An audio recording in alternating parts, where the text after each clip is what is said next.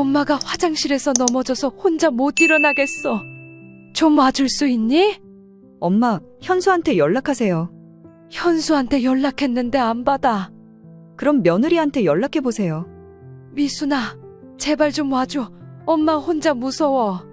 엄마, 저희는 엄마가 늘 말씀하시던 대로 남의 집 식구잖아요. 현수가 모시는 게 맞죠. 오늘 이야기의 주인공은 76세 김복순 씨입니다. 세상에서 가장 소중하다고 여겼던 아들에게 버림받고 평생 무시했던 딸들마저 등을 돌린 한 어머니의 이야기죠. 김복순 씨는 화장실을 다녀오다가 미끄러져 넘어졌습니다. 허리가 아파서 혼자서는 도저히 일어날 수가 없었습니다. 바닥에 엎드린 채 간신히 핸드폰을 집어들었습니다. 현수야, 제발 받아라. 현수야. 가장 먼저 떠오른 건 막내 아들 현수였습니다. 평생 금덩어리처럼 키운 아들이었으니까요. 하지만 신호음만 계속 울릴 뿐이었습니다. 현수야, 엄마야. 엄마가 넘어져서 혼자 못 일어나겠어. 좀 와줘. 문자까지 보냈지만 답장은 오지 않았습니다. 복순 씨는 30분 넘게 바닥에 누워서 기다렸습니다. 혹시나 해서 다시 전화를 걸어봤지만 여전히 받지 않았습니다. 할 수 없이 첫째 딸 미순이에게 전화를 걸었습니다. 사실 딸들과는 연락한 지 꽤 오래됐습니다. 평소에 안 하던 연락을 갑자기 하려니 마음이 무거웠습니다. 여보세요? 미순아, 엄마야. 엄마, 웬일이세요? 갑자기. 엄마가 화장실에서 넘어져서 혼자 못 일어나겠어. 좀 와줄 수 있니? 전화 너머로 한숨 소리가 들렸습니다. 엄마, 현수한테 연락하세요. 현수한테 연락했는데 안 받아. 그럼 며느리한테 연락해보세요. 미순아, 제발 좀 와줘. 엄마 혼자 무서워. 엄마, 저희는 엄마가 늘 말씀하시던 대로 남의 집 식구잖아요. 현수가 모시는 게 맞죠. 그렇게 말하고는 전화를 끊어버렸습니다. 복순 씨는 당황스러웠습니다. 딸이 왜 이런 식으로 나오는지 이해가 되지 않았습니다. 둘째 딸 영순이에게도 전화를 걸어봤습니다. 여보세요. 엄마가 어쩐 일이세요? 영순아, 엄마 좀 도와줘. 넘어져서 못 일어나겠어. 어머니, 현수는 뭐 하는데요? 전화를 안 받아. 그럼 직접 집에 가서 문 두드려 보세요. 영순아, 엄마가 지금 바닥에 누워 있다고. 어떻게 가니? 죄송하지만 막내가 독감이에요. 나갈 수가 없어요. 현수한테 계속 연락해 보세요. 영순이도 그렇게 말하고는 전화를 끊었습니다. 마지막으로 셋째 딸 정순이에게 연락했습니다. 엄마, 무슨 일이세요? 정순아, 엄마가 넘어져서 혼자 못 일어나겠어. 좀 와줄래? 현수는 뭐 하는데요? 전화해 보셨어요? 연락이 안 돼. 평생 현수만 자식으로 보셨잖아요. 저희는 시집간 남의 집 식구라고 하셨고요. 출가 외인이니까 가족도 아닌데 도와드리기가 껄끄럽네요. 그리고 현수가 유일한 자식이니까 현수가 엄마 모셔야지. 안 그래요? 저 바빠서요. 정순아, 그게 아니라. 저는 엄마 자식이 아니라고 하셨잖아요. 아들만 자식이라고. 그럼 그 아들한테 가세요. 셋 딸 모두 똑같은 말을 했습니다. 복순 씨는 이해할 수 없었습니다.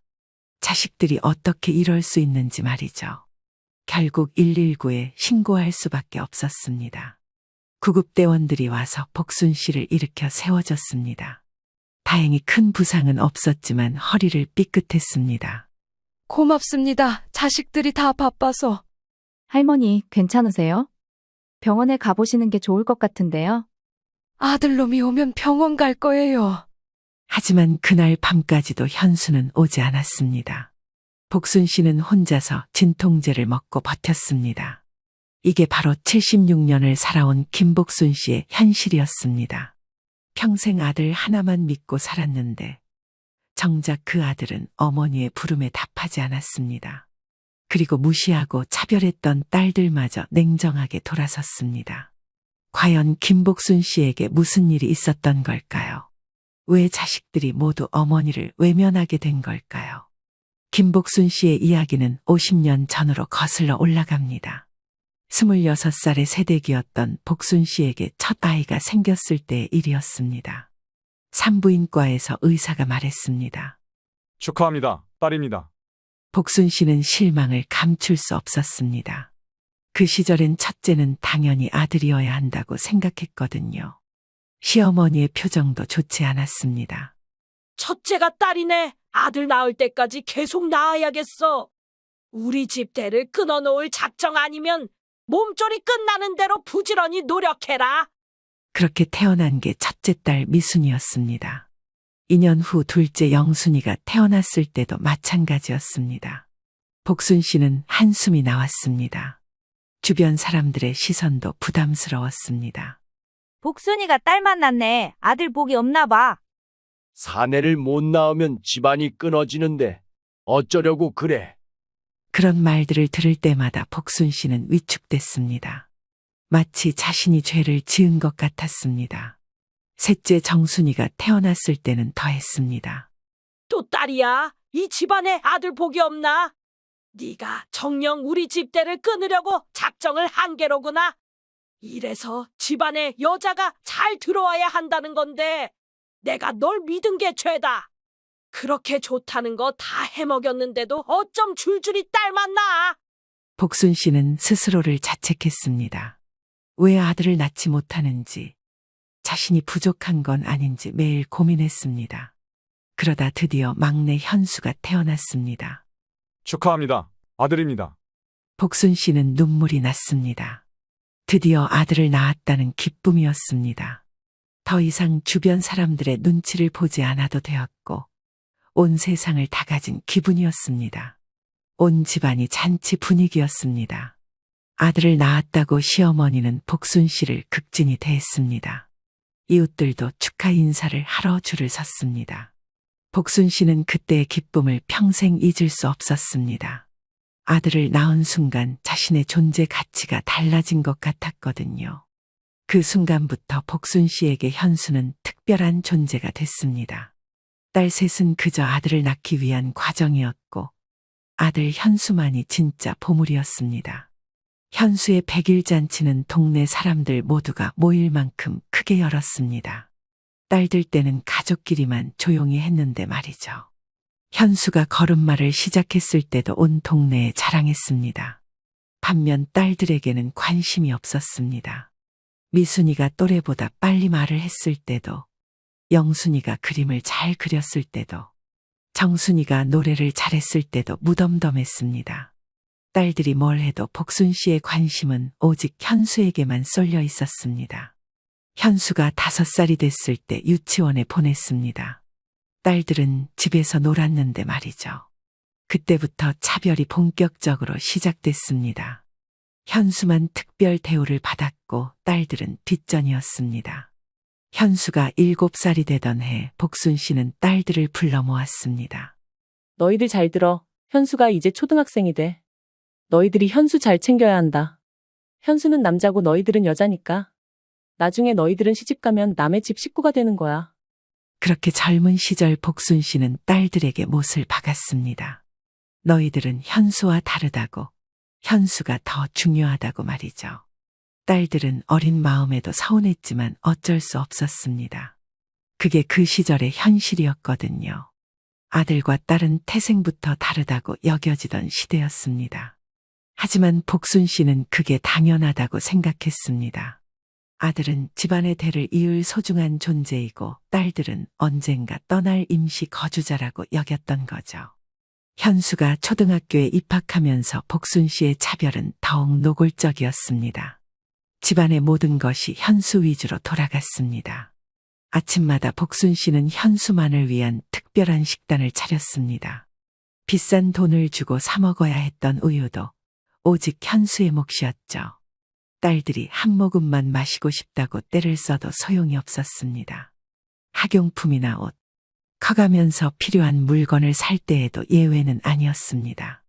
현수에게는 늘 새 것을 사줬지만 딸들에게는 언니가 쓰던 걸 물려주거나 아예 사주지 않았습니다. 가장 심했던 건 병원 갈 때였습니다. 현수가 조금만 아파도 큰 병원으로 데려갔지만 딸들이 아파도 집에서 약국약으로 버텨야 했습니다. 딸들이 배가 아프거나 열이 펄펄 끓어 식은땀이 줄줄 흐르는데도 복순 씨는 약국에서 사온 약을 들이밀며 달래주지도 않았습니다. 좀 지켜보자. 현수 감기 옮으면 안 되니까 가까이 오지 마. 복순 씨는 그게 당연하다고 생각했습니다.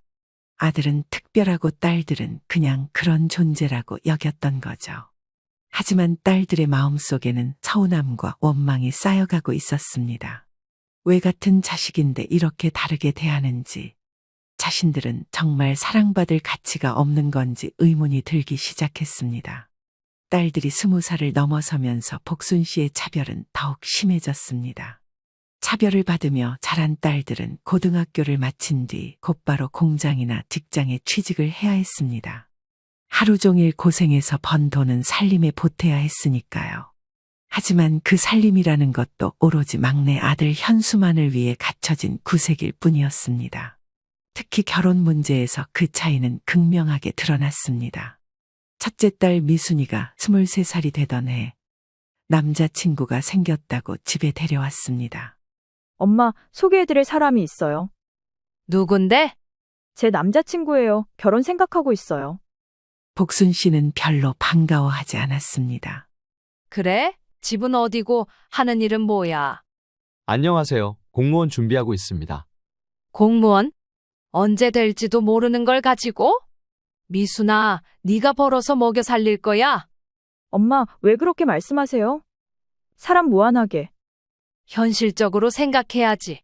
돈 없는 남자랑 결혼해서 고생할 거야? 그날 이후 복순 씨는 미순이의 연애를 못마땅해 했습니다. 미순아, 그 남자 그만 만나라. 엄마, 왜요? 공무원 시험 몇 년째 보는 거야? 언제 붙을지도 모르는데. 곧 붙을 거예요. 그동안 너는 어떻게 살 건데? 혼수랑 집은 네가 할 거니? 미순이는 서운했습니다. 다른 집은 딸 결혼시킬 때 도와주는데 왜 우리 엄마만 이럴까 싶었습니다. 엄마, 혼수 좀 도와주세요. 무슨 돈으로? 현수 대학 등록금도 부족한데. 제가 몇 년 동안 벌어서 집에 갖다 드린 돈은 어디 갔어요? 그 돈 다 현수 교육비로 들어갔어. 너도 알잖아. 결국 미순이는 혼수도 제대로 못 차리고 전세집도 남자친구 돈으로만 구해서 결혼했습니다. 둘째 딸 영순이가 결혼할 때도 마찬가지였습니다. 엄마, 결혼 준비하는데 도와주세요. 또 돈 달라는 소리야? 시집가는 년이 친정에서 뭘 바래? 다른 집은 딸 결혼시킬 때 도와주던데요. 다른 집은 아들이 없나 보지. 우리는 현수가 있잖아. 현수랑 저랑 뭐가 달라요? 달라도 한참 다르지? 현수는 우리 집안의 대를 이을 아들이고 너는 남의 집 며느리가 될 거잖아. 영순이도 결국 자기 돈으로만 혼수를 차렸습니다. 셋째 딸 정순이 때도 똑같았습니다. 엄마, 저도 결혼하는데 조금만 도와주세요. 시집 갔다가 친정 돈 빌려다 쓰면 시댁에서 뭐라고 하겠어. 차라리 안 주는 게 나아. 엄마, 정말 한 푼도 안 도와주실 거예요? 현수 결혼할 때까지 돈 모아야 해. 아들 결혼이 얼마나 중요한데. 어떻게 끝까지 그렇게 차별을 하세요? 우리는 자식도 아니라 이거예요. 많이 도와달라는 것도 아니고 혼수 준비할 돈만 조금 보태달라는 거잖아요. 지금까지 저희가 돈을 안 드린 것도 아니고 일하면서 갖다 드린 돈만 해도 제법 될 건데. 아니, 이 기집애가 근데 너 엄마한테 따박따박 말 대꾸 할래? 시집 가서도 그 성격 못 죽이면 너 소박 맞고 산다. 됐어요. 괜히 말 꺼냈나 봐요. 그냥 제가 알아서 할게요. 그렇게 딸 셋 모두 친정에 도움 없이 결혼했습니다. 그런데 현수가 결혼한다고 했을 때는 완전히 달랐습니다. 엄마, 저 결혼하려고 해요. 정말? 우리 현수가 드디어 장가 가는구나. 복순 씨는 기뻐서 어쩔 줄 몰랐습니다. 신부가 어떤 애야? 집안은 어때? 대학교 동기예요. 착하고 예뻐요. 그래, 빨리 집에 데려와. 엄마가 보고 싶어. 현수가 여자친구를 데려왔을 때 복순 씨는 극진이 대했습니다. 어서 와. 예쁘게 생겼네. 우리 현수가 복이 많아. 안녕하세요. 앉아, 앉아. 뭐 좋은 거 해줄까? 갈비찜 해줄까? 평소에 딸들 남자친구에게는 냉랭했던 것과는 정반대였습니다. 결혼 준비를 할 때도 마찬가지였습니다. 현수야, 집은 어디로 구할 거야? 전세로 구하려고 해요. 전세? 안 돼. 남자가 집 하나는 떡하니 해가야 자존심이 사는 거야. 우리 아들 어디 가서 기죽는 꼴은 내가 또 못 보지. 복순 씨는 평생 모은 돈을 모두 털어서 현수에게 아파트를 사줬습니다. 딸들이 벌어서 갖다 준 돈도 모두 포함해서 말이죠.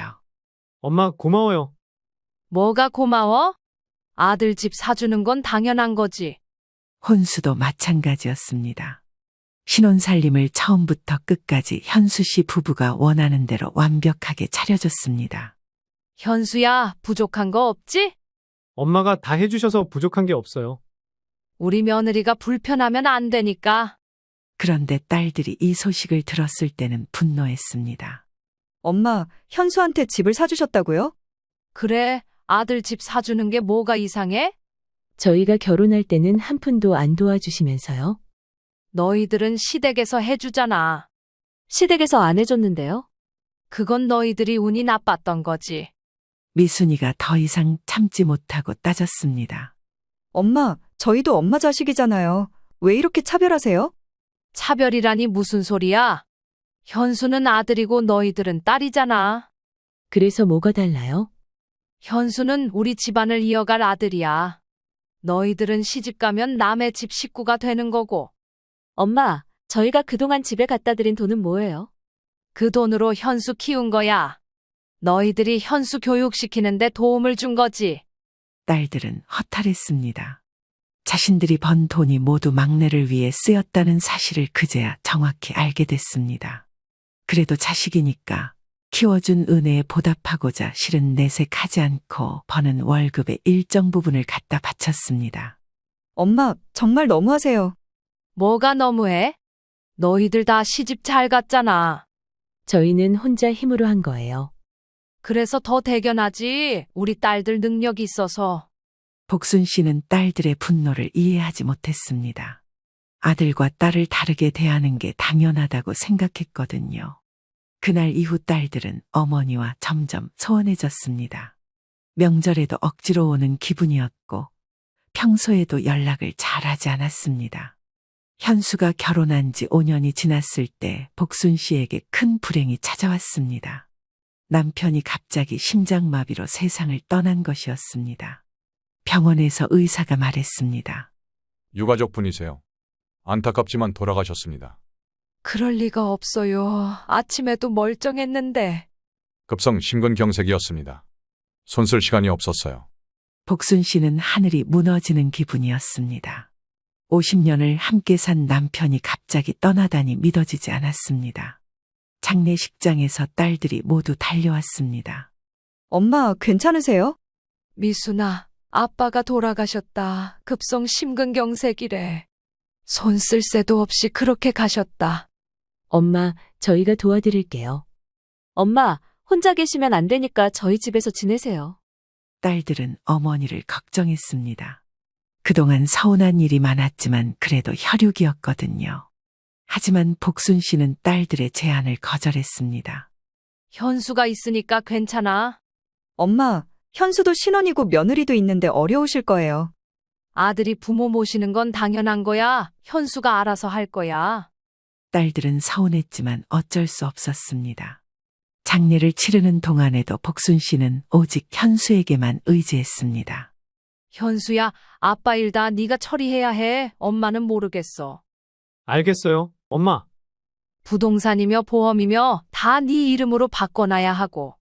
딸들이 도우려고 했지만 복순 씨는 현수에게만 모든 걸 맡겼습니다.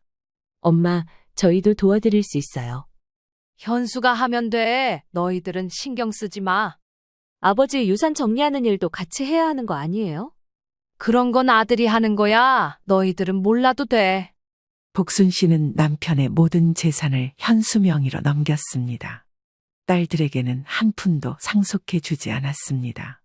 엄마, 아버지 유산은 저희도 상속받을 권리가 있는 거 아니에요? 너희들은 시집간 몸이잖아. 현수가 물려받아야지. 법적으로는 저희도 상속인이에요. 법이 뭐가 중요해? 현수가 앞으로 엄마 모실 건데 당연히 현수가 받아야지. 딸들은 분했지만 법정 다툼까지 하고 싶지는 않았습니다. 어머니와 완전히 원수가 될까봐였죠. 남편 장례 후 일주일이 지나자 딸들이 다시 찾아왔습니다. 엄마, 혼자 사시기 힘드시죠? 저희 집에 와서 지내세요. 아니야, 현수네 집에 갈 거야. 현수네는 한창 신혼이잖아요. 올케가 부담스러워할 텐데. 시어머니 모시는 건 당연한 거야. 그래도 현수랑 상의해 보세요. 상의할 게 뭐 있어? 아들이 어머니 모시는 건 의무야. 복순 씨는 현수에게 전화를 걸었습니다. 현수야, 엄마 네 집에 가서 살아도 되지? 엄마, 그게 집사람이랑 상의를 해봐야 할 것 같은데요. 상의가 뭐야? 시어머니 모시는 게 뭐가 이상해?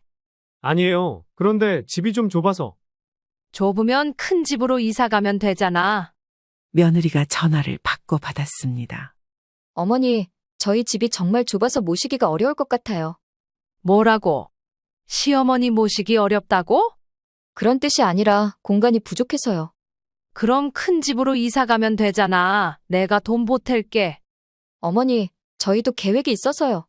나중에 아이도 생기고 하면 공간이 모자라요. 그리고 저희 아직 신혼인데 어머니 모시고 살 계획은 없어요. 다른 형님들도 계시고.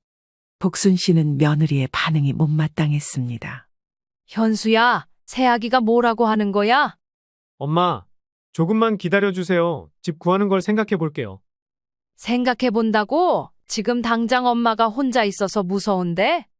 그러던 중 첫째 딸 미순이가 다시 제안했습니다. 엄마, 정말로 저희 집에서 지내세요. 제가 모실게요. 아니라고 했잖아. 현수가 있잖아. 현수는 신혼이고 둘이 자녀 계획도 있는 것 같은데 아무래도 어려울 거예요.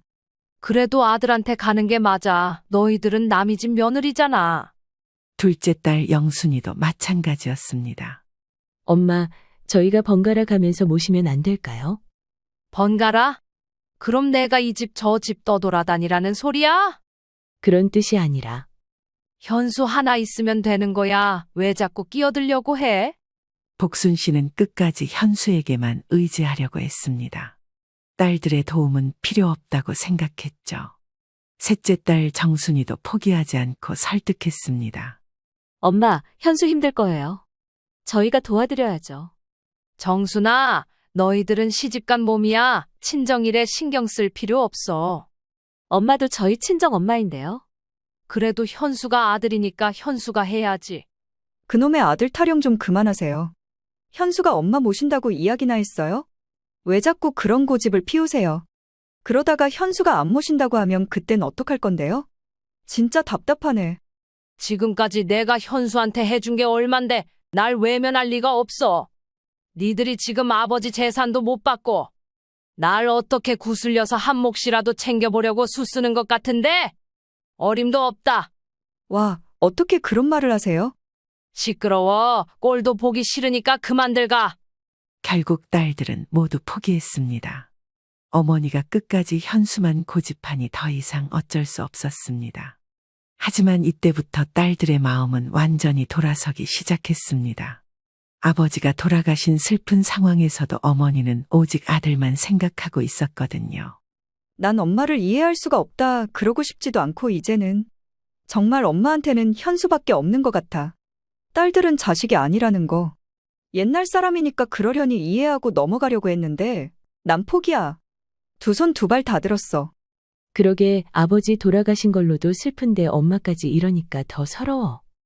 이제는 정말 포기해야겠어. 엄마가 현수만 원하시니까. 그렇게 딸들은 하나둘씩 어머니와 거리를 두기 시작했습니다. 남편이 세상을 떠난 지 3개월이 지나도 현수 씨는 복순 씨를 모시러 오지 않았습니다. 계속 집을 구하고 있다며 미루기만 했습니다. 복순 씨는 현수에게 전화를 걸었습니다. 현수야, 엄마 언제 데리러 올 거야? 엄마, 아직 적당한 집을 못 구했어요. 그럼 지금 사는 집에서 같이 살면 되잖아. 엄마, 정말 좁아서 안 돼요. 며느리가 전화를 받고 받았습니다. 어머니, 저희 집은 방이 하나밖에 없어요. 어머니 모실 공간이 없어요. 그럼 거실에서라도 자면 되잖아. 어머니, 그건 너무 불편하실 거예요. 그리고 지난번에도 말씀드렸잖아요. 저희 아이 태어나면 더 이상 같이 있을 공간도 없고요. 이해해주세요. 불편하면 어때? 아들 집에서 사는 게 어디야? 며느리는 더 이상 대답하지 않았습니다. 한 달이 더 지나도 현수는 오지 않았습니다. 복순 씨는 혼자서 모든 걸 해결해야 했습니다. 어느 날 밤, 복순 씨는 갑자기 가슴이 답답해서 119에 전화했습니다. 응급실에서 현수에게 연락했습니다. 현수야, 엄마 응급실에 있어. 빨리 와. 엄마, 지금 야근 중이에요. 내일 갈게요. 내일 엄마가 지금 응급실에 있다고. 엄마, 큰일 아니면 내일 가도 되잖아요. 복순 씨는 충격을 받았습니다. 아들이 어머니의 응급 상황을 이렇게 가볍게 여기다니 믿어지지 않았습니다. 할 수 없이 첫째 딸 미순이에게 연락했습니다. 엄마, 무슨 일이세요? 미순아, 엄마 응급실에 있어. 혼자 무서워. 지금 갈게요. 현수는요? 야근한다고 못 온대. 응급실에 계신다는데 야근이 더 중요해요? 미순이는 바로 병원으로 달려왔습니다. 다행히 큰 문제는 없었지만 스트레스성 심장 두근거림이었습니다. 혼자 계시면서 스트레스를 많이 받으신 것 같네요. 의사 선생님, 저희가 더 자주 뵈러 와야겠어요. 괜찮아. 현수가 올 거야. 엄마, 현수는 오지도 않았잖아요. 언제까지 현수만 감싸고 도실 거예요? 바빠서 그런 거야. 현수가 곧 올 거야. 미순이는 한숨을 쉬었습니다. 이런 상황에서도 어머니는 현수만 찾고 있었습니다. 그 후로도 몇 달이 더 지났지만 현수는 여전히 오지 않았습니다. 오히려 연락도 점점 뜸해졌습니다. 추석이 다가왔을 때 복순 씨는 당연히 현수네 집에서 보낼 생각이었습니다. 현수야, 추석에 어디서 차례 지낼 거야? 엄마, 올해는 와이프 친정에서 보내기로 했어요. 뭐라고? 친정에서? 엄마, 장인어른이 많이 편찮으셔서요. 그럼 엄마는 혼자 차례 지내라는 거야? 엄마, 누나들이랑 지내세요. 복순 씨는 기가 막혔습니다. 평생 현수만 챙겼는데 정작 명절에는 친정으로 간다는 게 믿어지지 않았습니다. 할 수 없이 딸들에게 연락했습니다. 미순아, 추석에 엄마 어디서 보내지? 엄마, 현수네 안 가세요? 며느리 친정 간다고 하네. 엄마, 저희 집에 오세요. 아니야, 현수한테 다시 얘기해 볼게. 복순 씨는 끝까지 현수를 포기하지 않았습니다. 현수야, 엄마 혼자 추석을 어떻게 보내니? 엄마, 죄송해요. 내년에는 엄마랑 보낼게요. 내년? 올해는 엄마 어떻게 하라고? 누나들이랑 지내시면 되잖아요. 누나들은 남의 집 식구야. 너는 아들이잖아. 엄마, 그런 식으로 말씀하시면 곤란해요. 현수는 짜증을 내며 전화를 끊었습니다. 결국 복순 씨는 추석을 혼자 보내야 했습니다. 딸들이 찾아와서 차례상을 차려주겠다고 했지만 복순 씨는 거절했습니다. 괜찮아. 현수가 올 거야. 하지만 현수는 끝내 오지 않았습니다. 그해 겨울 복순 씨는 감기에 걸려 일주일 동안 혼자 앓았습니다. 현수에게 연락했지만 병원 가세요라는 말만 들었습니다. 엄마, 감기로 죽지는 않으니까 약 먹고 쉬세요. 현수야, 엄마 혼자 무서워. 엄마, 저도 바빠요. 감기는 저절로 낫는 거예요. 복순 씨는 그때 처음으로 의심이 들기 시작했습니다. 혹시 현수가 자신을 귀찮아하는 게 아닐까 하고 말이죠. 설날에도 마찬가지였습니다. 현수야, 설날에는 올 거지? 엄마, 장모님 편찮으셔서 거기 가봐야 해요. 또 작년 추석에도 친정 갔잖아. 돌아가면서 아프다니? 왜 말씀을 그렇게 하세요? 갈 수도 있는 거죠. 편찮으시다고 하니 자주 찾아뵈지도 못하니 명절이니까 다녀온다는 건데. 왜 그러세요? 그럼 엄마는 뭐야? 엄마는 너 안 보고 싶어 하는 줄 아니? 엄마, 누나들이 있잖아요. 복순 씨는 더 이상 참을 수 없었습니다. 현수야, 엄마가 평생 누구를 위해 살았는지 알아? 엄마, 그런 식으로 말씀하시면 부담스러워요. 부담스럽다고? 내가 부담스럽다고? 엄마, 저도 제 생활이 있어요. 와이프도 있고 언제까지 엄마만 바라보면서 살 순 없잖아요. 요즘 세상이 어떤 세상인데 옛날 생각을 하고 계시는 거예요. 아내가 중요해? 내가 중요해? 엄마, 왜 그렇게 비교를 하세요? 제가 틀린 말 한 것도 아니고 엄마가 이해를 좀 해주시면 안 되는 거예요? 지난번에 계속 지배기 하셨을 때도 제가 얼마나 눈치 본 줄 아세요? 요즘 누가 시부모 모시고 살아요. 누나들도 있는데 왜 꼭 저한테만 그러시는지 모르겠어요. 그날 이후 현수는 아예 전화를 받지 않기 시작했습니다. 복순 씨가 문자를 보내도 답장도 없었습니다. 복순 씨는 그제야 깨달았습니다. 그토록 아끼던 아들이 자신을 피하고 있다는 것을요. 평생 현수만 믿고 살았는데 정작 현수는 어머니를 짐으로 여기고 있다는 것을 말이죠. 하지만 그럼에도 불구하고 복순 씨는 현수를 포기할 수 없었습니다. 딸들이 아무리 도우려고 해도 현수가 있으니까 괜찮다며 거절했습니다. 그렇게 복순 씨는 점점 더 고립되어 갔습니다. 아들은 피하고 딸들은 포기하고 혼자만 남겨진 채로 말이죠. 복순 씨가 혼자 생활한 지 1년이 지나면서 몸이 많이 약해졌습니다. 혈압도 오르고 당뇨도 생겼습니다. 병원에 갈 때마다 혼자 가는 게 힘들었습니다. 어느 날 복순 씨는 계단에서 발을 헛디뎌 넘어졌습니다. 다리를 다쳐서 걷기 어려웠지만 그래도 현수에게 먼저 연락했습니다. 왜 전화를 안 받지? 현수 씨의 전화는 꺼져 있었습니다. 문자를 보내도 답이 없었습니다. 몇 시간을 기다린 후에야 할 수 없이 딸들에게 연락했습니다. 미순아, 엄마 다쳤는데 병원에 좀 데려다 줘. 엄마, 지금 갈게요. 현수는 뭐 하는데요? 전화가 안 돼. 알았어요. 지금 갈게요. 미순이가 급히 달려와서 복순 씨를 병원에 데려갔습니다. 다행히 골절은 아니었지만 인대가 늘어나서 몇 주는 불편할 것 같다고 했습니다.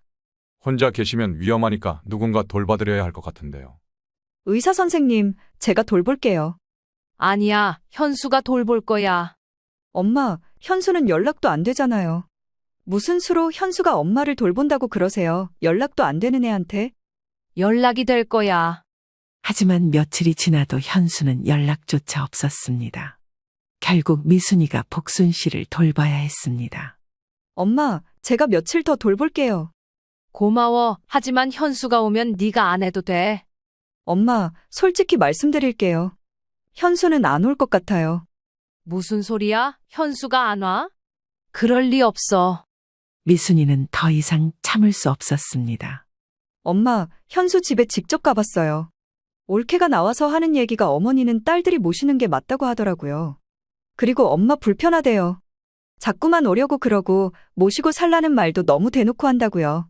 뭐라고? 새아가가 그런 소리를 했다고? 네, 그리고 현수도 옆에서 가만히 있었어요. 복순 씨는 믿을 수 없었습니다. 그럴 리 없어. 현수가 그럴 리 없다고. 엄마, 현실을 받아들이세요. 현수는 엄마를 모실 생각이 없어요. 모시겠다고 했으면 진작에 모셔갔겠지. 지금까지 말 없는 거 보면 모르시겠어요? 미순아, 현수한테 엄마가 직접 얘기할게. 복순 씨는 현수 집으로 전화를 걸었습니다. 며느리가 받았습니다. 어머니, 안녕하세요. 현수 바꿔줘. 현수 씨는 지금 없어요. 언제 와?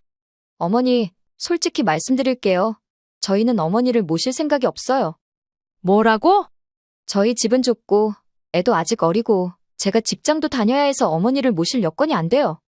어머니 몸도 안 좋으신데 저희가 어떻게 어머니까지 돌봐드려요. 그래도 아들이 어머니를 모시는 게 당연한 거 아니야? 어머니, 요즘 시대가 어떤 시대인지 아세요? 딸들이 더 잘 모셔요. 제가 이런 말씀까지는 안 드리려고 했는데 솔직히 이런 연락 불편해요. 그동안 말이 없었으면 안 모신다는 뜻이잖아요. 직접 말씀드리면 서운해하시니까 돌려 말한 건데 못 알아들으시고 계속 저희한테 기대려고 하신 건 어머니세요. 현수는 뭐라고 해? 현수 씨도 같은 생각이에요. 누나들이 더 세심하게 모실 수 있을 거라고요. 복순 씨는 하늘이 무너지는 기분이었습니다. 현수 바꿔줘. 엄마랑 직접 얘기하라고 해. 어머니, 현수 씨는 어머니 전화 받기 싫어해요. 스트레스 받는다고 하거든요. 스트레스? 내가 스트레스라고? 네, 그러니까 앞으로는 누나들한테 연락하세요. 저희한테 그만 좀 연락하시고요. 그렇게 말하고는 전화를 끊어버렸습니다. 복순 씨는 충격에서 헤어나올 수 없었습니다. 평생 금 덩어리처럼 키운 아들이 자신을 스트레스라고 한다니 믿어지지 않았습니다. 미순이가 위로했습니다. 엄마, 괜찮아요. 저희가 모실게요. 미순아, 현수가 정말 그렇게 말했을까? 엄마, 이제는 현실을 받아들이세요. 하지만 복순 씨는 여전히 현수를 포기할 수 없었습니다. 며칠 후 다시 전화를 걸었습니다. 현수야, 엄마야. 엄마, 왜 자꾸 전화하세요? 드디어 현수가 전화를 받았습니다. 현수야, 네 아내가 날 모실 생각 없다고 하던데 정말이야? 엄마, 저희 집은 정말 여건이 안 돼요. 그럼 큰 집으로 이사 가면 되잖아. 엄마가 돈 보탤게. 엄마, 그런 문제가 아니에요. 그럼 뭐가 문제야? 엄마, 솔직히 말씀드릴게요. 저는 엄마를 모실 자신이 없어요. 복순 씨는 귀를 의심했습니다. 뭐라고? 너 지금 뭐라고 했니? 엄마는 까다롭고 간섭도 심하시고 저희 부부에게 스트레스예요. 현수야, 엄마가 평생 너만 보고 살았는데 어떻게 그런 말을 해? 엄마, 그게 제가 원한 게 아니잖아요. 엄마가 혼자 그렇게 하신 거지. 엄마가 혼자 했다고? 네가 원하지 않았다고? 엄마, 누나들도 있잖아요. 저만 자식이 아니라고요. 누나들이 모시겠다고 하면 그리로 가세요. 엄마 모시고 사는 게 의무는 아니에요. 다 엄마 욕심이지. 이 사람이랑 이혼하는 꼴 보고 싶으시면 계속 그러시던가요. 복순 씨는 그 순간 50년간 쌓아온 모든 것이 무너지는 걸 느꼈습니다. 현수야, 엄마가 널 어떻게 키웠는데 이럴 수 있니? 엄마, 과거 얘기는 그만하세요. 이제 각자 살아야죠. 각자 살아, 혈육이 각자 살아? 엄마, 저도 제 가정이 있어요. 더 이상 부담 주지 마세요. 그리고는 전화를 끊어버렸습니다. 복순 씨는 그 자리에 주저앉았습니다. 평생을 바쳐 키운 아들이 자신을 부담이라고 했습니다. 50년 동안 현수만 보고 살아온 인생이 한순간에 무너져 내렸습니다. 그때 둘째 딸 영순이가 찾아왔습니다. 엄마 괜찮으세요? 영순아, 현수가 나를 부담이라고 해. 엄마, 이제야 현실을 보시는군요. 영순아, 그럼 너라도 엄마 좀 도와줘. 그런데 영순이의 대답은 뜻밖이었습니다. 엄마, 저희는 엄마가 늘 말씀하시던 대로 남의 집 식구잖아요. 현수한테 가세요. 영순이의 차가운 말에 복순 씨는 망연자실했습니다. 딸들마저 자신을 외면하는 현실을 받아들이기 어려웠습니다. 엄마, 평생 저희를 남의 집 식구라고 하셨잖아요. 그럼 진짜 남처럼 지내자고요. 지금까지 많이 참아왔어요. 엄마 아프다고 했을 때 큰언니가 매번 병원 모시고 간 거, 솔직히 저 그럴 때마다 반대했어요. 영순아, 그게 아니야. 엄마가 그런 뜻으로 한 말이 아니었어. 네가 무슨 오해를 하고 있는 것 같은데. 오해요? 어떤 뜻이었어요? 저희는 어릴 때부터 들어왔어요. 시집 가면 남의 집 식구라고 현수한테 늘 좋은 것만 해주시고, 저희는 아프던 뭘 하던 뒷전일 때 서운해도 내색 한번 안 했어요. 엄마가 하도 그러셔서 진짜 이게 맞는 건가 보다 하고 아무 생각이 없었던 거지. 근데 저도 결혼하고 가정을 가져보니 알겠더라고요. 세상에 엄마 같은 사람만 있는 건 아니에요. 그러니 엄마가 내뱉은 말은 책임을 지세요. 저흰 자식도 아니고 가족도 아니고 남이에요. 복순 씨는 할 말이 없었습니다. 그래도 혈육은 혈육이잖아. 엄마, 혈육이라면 왜 현수만 혈육이고 저희는 아니었어요? 진작에 저희 자식 취급이라도 해주셨으면 이러진 않았을 거예요. 이제는 엄마한테 털끝만큼의 미련도 없어요. 영순이가 떠난 후 복순 씨는 며칠 동안 아무것도 할 수 없었습니다.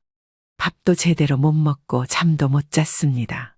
그러던 어느 날 셋째 딸 정순이가 찾아왔습니다. 엄마, 많이 야위셨네요. 정순아, 너라도 엄마 좀 도와줘. 엄마 혼자 무서워. 엄마, 저도 언니들과 같은 마음이에요. 정순아, 너마저 그럴 거야? 엄마, 저희가 뭘 잘못했는지 아세요? 복순 씨는 고개를 떨궜습니다. 저희 잘못은 여자로 태어난 거였어요. 그것 말고는 없어요. 정순아, 엄마, 저희도 엄마를 사랑하고 싶었어요. 하지만 엄마가 저희를 사랑하지 않으셨잖아요. 그런 게 아니야. 엄마도 너희들을 사랑했어. 사랑했다면 왜 현수만 챙기셨어요? 왜 저희는 늘 뒷전이었어요? 복순 씨는 대답할 수 없었습니다. 엄마, 이제는 현수가 엄마를 사랑하지 않는다는 걸 아시죠? 정순아, 그래도 현수는 내 아들이야. 그럼 저희는 뭐예요? 저희는 엄마 딸 아니에요? 그 말에 복순 씨는 가슴이 찔렸습니다. 엄마, 현수한테 가세요. 엄마가 평생 원하신 게 그거잖아요. 정순이마저 떠나자 복순 씨는 완전히 혼자가 됐습니다. 그날 밤 복순 씨는 오랫동안 생각에 잠겼습니다. 지난 50년을 되돌아보니 딸들 말이 맞았습니다. 정말로 현수만 사랑했고 딸들은 무시했었습니다. 다음 날 복순 씨는 용기를 내어 첫째 딸 미순이에게 전화를 걸었습니다. 미순아, 엄마야. 무슨 일이세요? 미순아, 엄마가 미안하다. 전화 너머로 잠시 침묵이 흘렀습니다. 엄마, 엄마가 정말 잘못했다. 너희들을 차별한 게 잘못이었어. 엄마, 갑자기 왜 그러세요? 이제야 깨달았어. 현수가 엄마를 얼마나 차갑게 대하는지 보니까 알겠더라. 내가 너희들한테 그렇게 했구나 싶어서. 미순이도 눈물을 흘렸습니다. 엄마, 저희는 평생 엄마 사랑을 받고 싶었어요. 미안하다. 정말 미안해. 엄마가 바보였어. 엄마, 미순아, 이제라도 늦지 않았을까? 엄마가 제대로 된 엄마가 될 수 있을까? 엄마, 진심이세요? 그래, 진심이야. 이제야 알겠어. 너희들이 진짜 내 자식이라는 걸. 그날부터 복순 씨는 완전히 달라졌습니다. 영순이와 정순이에게도 직접 찾아가서 사과했습니다. 영순아, 엄마가 너무 잘못했다. 엄마, 정말 뉘우치세요? 그래, 평생 후회하며 살 거야. 정순아, 엄마가 무릎 꿇고 사과할게. 엄마, 그러지 마세요. 아니야, 엄마가 너희들한테 한 짓을 생각하면 이 정도는 해야 해. 딸들도 마음이 움직였습니다. 아무리 서운해도 어머니였거든요. 복순 씨는 이제 딸들과 정기적으로 만나기 시작했습니다. 손주들에게도 관심을 보이고 선물도 해줬습니다. 엄마, 오늘 민지 생일이에요. 정말? 케이크 사줄게. 예전에는 현수 손자만 챙겼는데 이제는 딸들 아이들도 똑같이 대했습니다. 몇 달 후 복순 씨가 입원하게 됐을 때 딸들이 번갈아가며 간병을 해줬습니다. 따님들이 정말 효성스럽네요. 그래요, 제가 복이 많아요. 아드님은 안 오세요? 아들은 바빠서 못 와요. 복순 씨는 더 이상 현수를 원망하지 않았습니다. 그동안 자신이 했던 일을 생각하면 현수를 탓할 자격이 없었거든요. 엄마, 현수한테 연락해 볼까요? 아니야, 현수는 현수대로 살게 놔둬. 그래도 어머니 입원하신 건 알려야 하는 거 아니에요? 괜찮아, 현수한테는 기대 안 해. 너희들만 있으면 충분해. 퇴원 후 복순 씨는 첫째 딸 미순이 집 근처로 이사했습니다. 미순아, 엄마가 너무 의지하는 건 아니지? 아니에요. 엄마, 가까이 계시니까 좋아요. 고마워. 너희들 없었으면 엄마 어떻게 살았을까? 엄마, 저희도 엄마 가까이 계시니까 안심이 돼요. 복순 씨는 그때 깨달았습니다. 진짜 가족은 혈연이 아니라 마음이라는 것을. 그리고 부모의 사랑은 차별이 아니라 평등해야 한다는 것을 말이죠. 아들만 믿고 살았던 76년의 인생, 이제야 복순 씨는 진짜 행복을 찾았습니다. 뒤늦었지만 딸들과 함께하는 시간이 가장 소중했습니다. 평생 아들 편애로 딸들을 차별했던 김복순 씨의 이야기였습니다. 늦었지만 진짜 가족의 의미를 깨달을 수 있어서 다행이었습니다. 우리 집을 담보로 대출을 미쳤어? 그걸 왜 어머니 마음대로 정하냐고. 집 주인인 내가 버젓이 살아있는데 무슨 권리로 대출을 알아보셔. 잠깐만이래. 생활비도 필요하고 급한 일도 좀 있어서. 생활비? 형님은 뭐해? 큰아들은 다 뭐하고? 나한테 효부 노릇 강요하지 마. 상황이 안 좋으면 그 상황에 맞게 살아갈 생각을 해야지. 어떻게 내 등골까지 뽑아 먹으려고 해? 안녕하세요. 저는 64살 정선희입니다. 80 넘은 시어머니가 갑자기 우리 집 초인종을 눌렀던 그날, 제 인생도 방향을 바꾸게 될 줄은 몰랐습니다. 오늘 이야기 끝까지 들어주시고, 만약 여러분이라면 어떻게 하실지 아래 댓글에 의견을 나누어 주세요. 토요일 아침이었습니다. 평소처럼 늦잠이라도 자려고 했는데 초인종 소리가 연달아 울렸습니다. 누구세요? 문을 열자 80평생을 등 따숩고 배불리만 살아온 듯한 시어머니가 서 있었습니다. 손에는 꽤나 무거워 보이는 장바구니를 들고 말입니다. 선이야, 시장 좀 갔다 오는 길인데 잠깐 들렀어? 주말 아침 사전 연락도 없이 찾아온 시어머니. 익숙한 듯 무례한 그 모습에 숨을 꾹 눌렀습니다. 아, 네, 어서 들어오세요. 집 안으로 들어온 시어머니는 신발을 벗자마자 냉장고 문을 열었습니다. 반찬거리 좀 사왔어. 같이 좀 해먹자.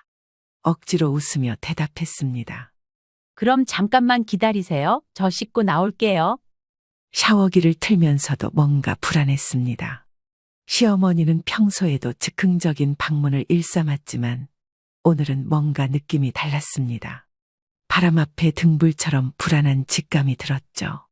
씻고 나와 보니 시어머니는 벌써 주방 여기저기를 휘젓고 있었습니다. 그리고 대뜸 꺼낸 말. 선이야, 방 하나 비워놓으면 안 되겠니? 순간 심장이 철렁 내려앉았습니다. 방이요? 왜요, 어머님? 집이 좀 시끄러워져서 조용히 좀 살고 싶어서. 애둘러 말했지만 그것은 이 집에서 눌러 살겠다는 명백한 신호였습니다.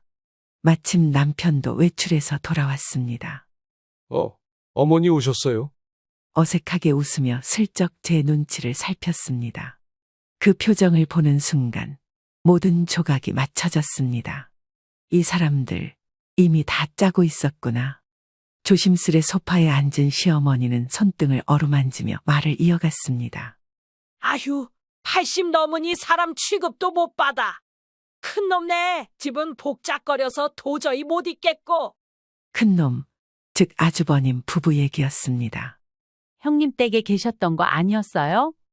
거긴 복잡거려서 몸이 아파. 난 조용한 데서 쉬어야 해. 또 몸 아프다는 소리. 시어머니는 불편한 상황을 핑계대는데 익숙한 분이셨습니다. 그리고 그 말 뒤엔 어김없이 너희 집에서 살게 해달라는 요구가 따라붙었습니다. 어머님, 잠깐만요. 저희도 아직 둘이 사는 게 버거워요. 저도 일 다니고 있잖아요. 나는 밥 좀 하고 청소 좀 하면서 도울게. 그리고 있잖니. 시어머니가 잠깐 뜸을 들였습니다. 내가 돈이 조금 급한데 니네 집 담보로 대출 좀 받으면 안 되겠니? 숨이 막히는 것 같았습니다. 뭐라고요, 어머님? 너희도 힘든 거 아니까 나중에 내가 갚을게. 잠깐이야, 잠깐. 여보, 일단 들어봐. 어머니가 워낙 급한 사정이 있대. 옆에 있던 남편도 거들었습니다. 당신도 알잖아. 우리 집 아직 대출 갚고 있는 거. 그래도 이건 좀 아니잖아. 우리 사정 뻔한 거 아시면서 이러면 안 되는 거지. 당신도 나한테 미리 언급도 없었고 말이야. 이 집이 어떤 집인데? 이 집은 제 월급으로 마련한 집이었습니다. 남편은 결혼 후 내내 가정보다 시집에 돈을 퍼부었고 저는 그 틈바구니에서 아들 하나 건사하며 살아야 했습니다. 그런데 이제는 제 집까지 넘보겠다는 심보를 그냥 둘 순 없었습니다. 정말 말이 안 되는 일이었습니다. 주방 식탁에 앉아 시어머니가 연신 손등을 쓸어내리며 읊조렸습니다. 내가 살아온 세월이 억울해서 그래. 80 평생 남한테 손 벌려본 적 없는데. 그 말을 듣는 순간 참았던 것이 끊어질 듯 했습니다. 이를 악물고 아무런 대답을 하지 않았습니다. 그리고는 그날 밤 남편과 조용히 대화를 시도했습니다. 여보, 이건 아니야. 우리 인생도 좀 생각해야지. 알아. 근데 어머니가 저렇게까지 말씀하시잖아. 늘 그래. 필요할 때는 불쌍한 척하고 지나면 모르는 척하고 당신은 뭘 한 거야? 이 집이 어떤 집인지 알면 당신이 나한테 이러면 안 되는 거잖아. 그동안 살아오면서 내가 당신한테 불만 표시한 적 있어? 힘들어도 내색 안 하고 입 꾹 닫고 버티면서 겨우 마련한 집이야. 근데 어떻게 나한테 이래? 그래도 우리 어머니야 마냥 외면할 수 없는 노릇이라고. 당신은 그러겠지? 하지만 난 이건 별개의 문제라고 생각해. 내가 내일 아주버님한테 연락해 볼 테니까 그런 줄 알아. 그 우리 어머니야라는 말. 30년 동안 들으며 나는 얼마나 많은 걸 포기했는지 남편은 모를 것입니다. 나는 다시는 내 인생을 포기할 생각이 없었습니다. 시어머니는 다음 날까지 집에 머물렀습니다. 그리고 자연스럽게 작은 방에 짐을 풀었습니다. 소파에 앉아 발을 뻗고 있는 모습을 보니 이 집을 당연히 자기 집처럼 여기고 있는 것 같았습니다. 서서히 분노가 치밀어 올랐습니다. 저는 아침 식사를 마무리한 뒤 아주버님께 연락을 드렸습니다.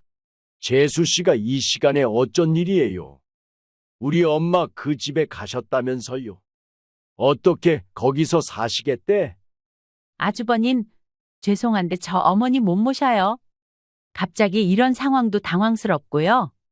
그동안 어머니가 저한테 어떻게 하셨는지 아시잖아요. 저는 이 집에서 어머니 못 모셔요. 자식 집에서 살겠다고 나간 사람을 내가 무슨 수로 잡아요? 재수 씨도 아니 상훈이도 엄마 모실 자격 있잖아. 이왕 모시고 사는 거 효도한다 생각해요. 그럼 무책임한 말이 어딨어요? 저는 어머니 못 모신다고 분명히 말씀드렸어요. 이 집, 제 명의로 된 제 집이에요.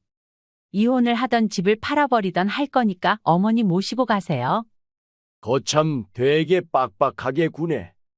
일단 끊어봐요. 나 바쁘니까. 아주버님은 더 이상 잔소리를 듣기 싫다는 듯 전화를 끊어버렸습니다. 저는 전화를 끊고 허탈한 마음보다는 어이가 없었습니다. 그래도 당분간 상황을 지켜봐야겠다 싶어 한 발자국 물러서기로 했습니다. 제가 별다른 말이 없자 시어머니는 작은 방에 짐을 풀어놓은 채 아무렇지 않게 우리 집에 머물기 시작했습니다. 문제는 그 다음이었습니다.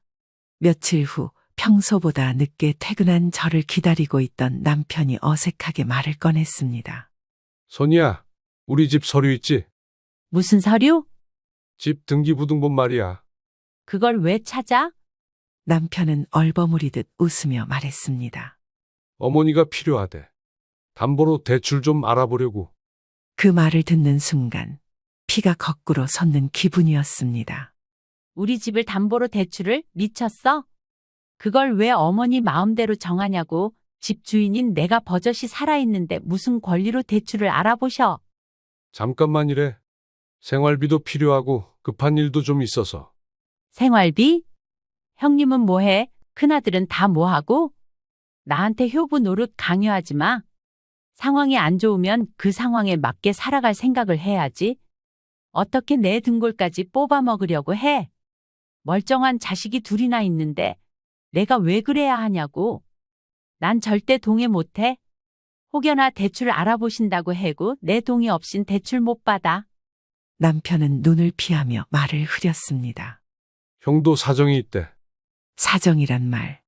늘 약한 쪽에게 책임을 넘길 때 쓰이는 변명 같은 말이었습니다. 나는 그 길로 작은 방에 있는 시어머니를 찾았습니다.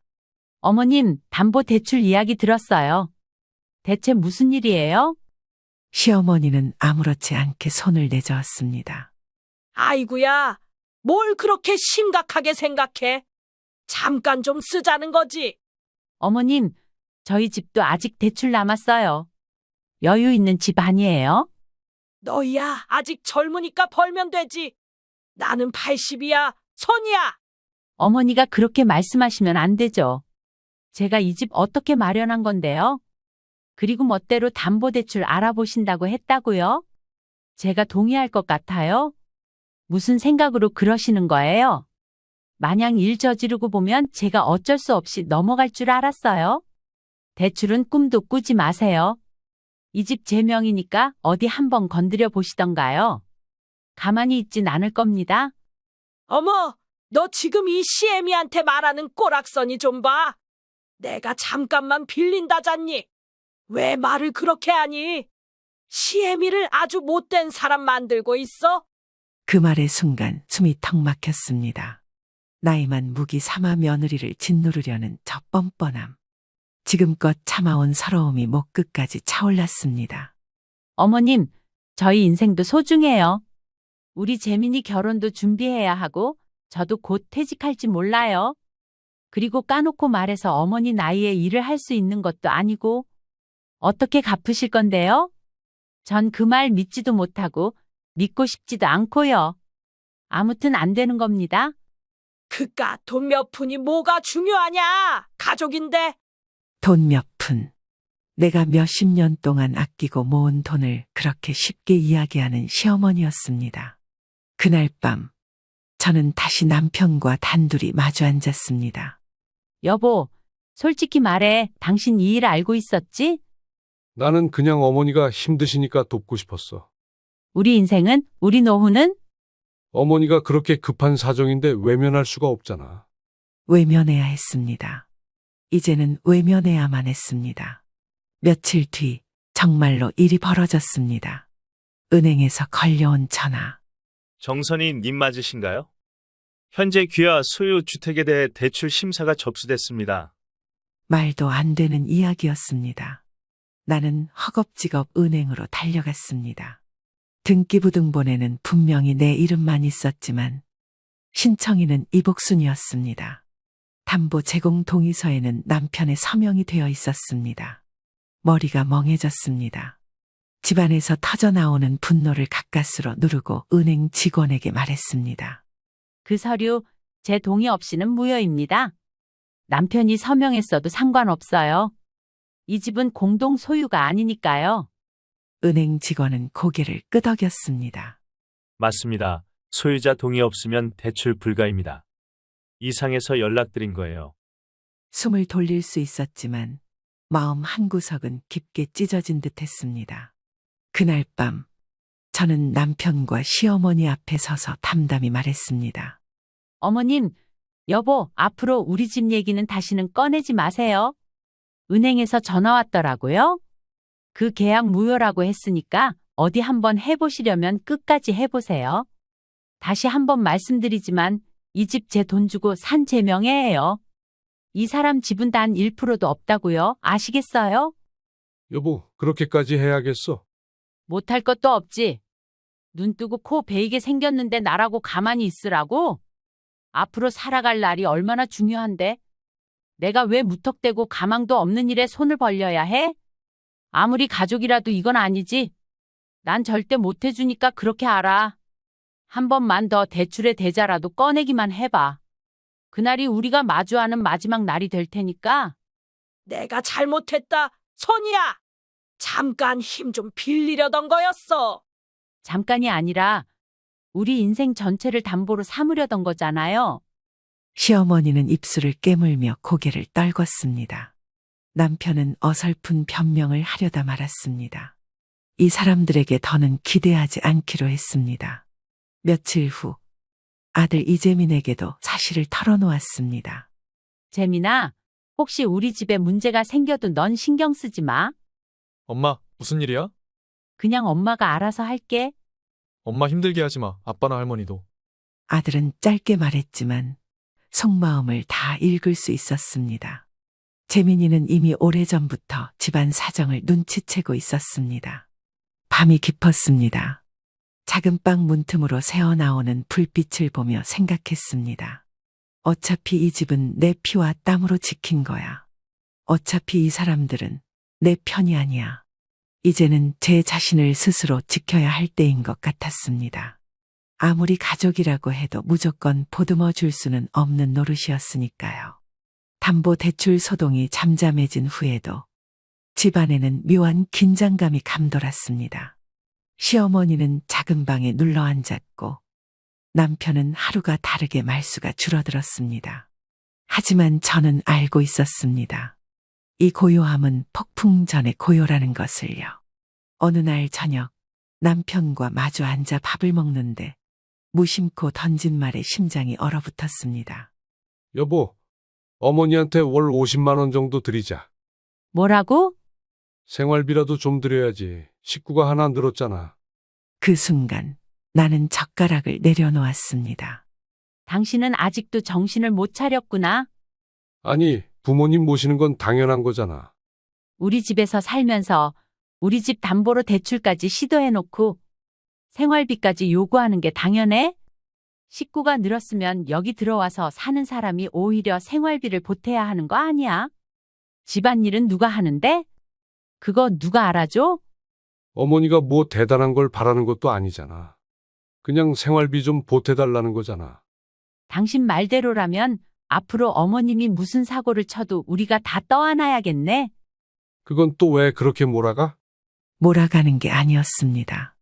그냥 현실을 직시하는 말이었습니다. 그날 밤 남편이 샤워를 하러 간 사이 그의 서랍장을 열어보았습니다. 한참 뒤적이다가 저는 한 장의 종이를 발견했습니다. 그것은 부모 부양 서약서였습니다. 본인은 부모 이복순을 생계, 주거, 의료에 있어 최우선적으로 부양할 것을 서약합니다. 서명란에는 남편 이상훈의 이름이 적혀 있었습니다. 순간 손이 부들부들 떨렸습니다. 이 사람은 가족을 책임질 준비는커녕 부모를 위해서라면 배우자와 자식까지 희생시킬 준비가 되어 있었던 것입니다. 샤워를 마친 남편이 거실로 나왔습니다. 이 서약서 뭐야? 그건 옛날에 어머니가 부탁해서 쓴 거야. 언제? 결혼하기 전에. 결혼 전에? 말문이 막혔습니다. 결혼 전부터 이미 남편은 가정이 아닌 시댁 식구들을 먼저 품고 있었던 것입니다. 그래서 결혼 내내 당신은 나랑 우리 아들보다 어머니를 먼저 생각했구나. 그건 다르지. 뭐가 달라? 지금까지 우리 가족한테 제대로 한 게 있어? 나는 최선을 다했어. 웃음이 나올 지경이었습니다. 최선을 다했다니 누구를 위한 최선이었을까요? 며칠 후 결정적인 사건이 터졌습니다. 남편이 제 몰래 통장에서 돈을 빼냈던 것입니다. 금액은 크지 않았지만 문제는 행동이었습니다. 이유를 묻자 남편은 담담히 대답했습니다. 어머니 병원비 좀 보태드렸어. 누구 허락받고? 내가 번 돈인데 내 마음이지. 당신이 번 돈? 우리 생활비에서 절반 겨우 낸 게 당신인데? 그런 말까지 해야 돼? 해야지. 당신은 결혼 내내 우리 집에 제대로 기여한 적이 없잖아. 그 통장에 모여있는 돈 중에 당신 지분이 얼마나 될 것 같아? 내가 바른 대로 말해봐. 정확히 그 통장에 당신 지금까지 1,000만 원 넣어놨어. 지금까지 살면서 보탠 게 1,000만 원이라고. 그래 이왕 쓴 거 뭐라 안 할게. 그 돈 당신이 부은 1,000만 원에 깔 테니까 그렇게 알아. 아니다. 이왕 이렇게 된 거 남은 금액 그냥 당신 계좌에 넣어줄 테니까 써버리던지 길에 던져버리던지 알아서 해. 내가 이렇게까지 말하면 적당히 알아들어라, 좀. 남편은 입을 다물었습니다. 나는 숨을 깊게 들이쉬었습니다. 더 이상 말로 상처 주고받고 싶지도 않았습니다. 하지만 이제는 분명히 해야 했습니다. 남은 제 인생을 위해서라도요. 그날 밤 남편에게 마지막 통보를 했습니다. 여보, 앞으로 어머님 관련 일은 당신 개인 돈으로 해결해. 우리 가정인데 그게 말이 돼? 그리고 내가 돈이 어딨어? 다 당신이 관리하잖아. 우리 가정? 그럼 지금까지 우리 가정은 어디 있었는데? 그리고 당신이 돈이 왜 없어? 내가 낮에 900만 원 보내줬잖아. 그건 당신 돈 아니야? 돈을 줘도 난리야. 그래도 가족인데. 가족이면 가족을 먼저 챙겼어야지. 당신한테 가족은 오직 어머님뿐이었어. 남편은 결국 고개를 숙였습니다. 아무 말도 할 수 없었습니다. 며칠 후 아들이 찾아왔습니다. 얼굴이 좋지 않았습니다. 엄마, 아빠가 할머니랑 같이 사는 거 고려하지. 뭐? 할머니가 우리 집에서 계속 계실 거면 아빠는 할머니 방 마련해 준다고. 그게 무슨 소리니? 넌 그게 말이 된다고 생각해? 그리고 이 집에서 산다고 하면 뭐 다 되는 일이야? 내가 허락했어? 아니. 아들은 망설이다가 말을 이었습니다. 엄마, 솔직히 난 엄마 편이야. 그 말을 듣는 순간 눈물이 왈칵 쏟아질 뻔했습니다. 그동안 제 마음을 알아주던 사람은 아무도 없었습니다. 친정 부모님께 일일이 말을 하지 않는 성격인데다가 지금까지 버텨온 세월에 대한 자존심이 있기에 조금만 더 버티면 되겠구나 싶었습니다. 적어도 남편과 이혼을 하더라도 제 몫은 챙길 수 있는 구실이 있었으니까요. 그리고 그날 밤 저는 결심했습니다. 이제는 정말 제 스스로를 위한 삶을 살아야겠다고. 더 이상 휘둘리지 않고 모든 속박의 굴레에서 벗어나야겠다고 말이죠. 하지만 문제가 있었습니다. 결심은 했지만 마음이 쉽사리 가라앉지 않았습니다. 며칠 동안 밤마다 뒤척이며 생각하고 또 생각했습니다. 내가 왜 이렇게 살아야 했을까? 40년 전 결혼을 결심했던 그날이 떠올랐습니다. 24세 저는 세상을 다 가진 것처럼 웃고 있었습니다. 당시의 남편은 둘도 없는 착하고 성실한 남자였습니다. 돈은 없었지만 마음 하나만 믿고 결혼을 결심했죠. 결혼식 전날 친정 부모님께서 말씀하셨습니다. 네가 행복하면 된다. 하지만 절대 네 힘으로만 살려무나. 그때는 몰랐습니다. 그 말의 무게를요. 신혼 초 작은 전셋집에서 시작한 우리 부부의 삶은 생각보다 팍팍했습니다. 남편은 돈을 벌어도 번 돈을 거의 시집에 보냈습니다. 어머니가 생활비가 부족하시대. 그 한마디에 매달 월급 절반이 시어머니 통장으로 빠져나갔습니다. 처음에는 이해했습니다. 부모님 부양은 당연하다고 여겼으니까요. 하지만 세월이 흐를수록 현실은 달랐습니다. 생활비가 부족해 장을 볼 때마다 망설였습니다. 아들은 대학교 입학금도 적금 깨서 마련해야 했습니다. 한 번은 친정에 다녀오던 길, 어머니가 조심스럽게 물으셨습니다. 넌 괜찮니? 힘들진 않고? 네, 괜찮아요. 잘 살아요. 거짓말이었습니다. 하루하루 허덕였고 가끔은 숨쉬기도 버거웠습니다.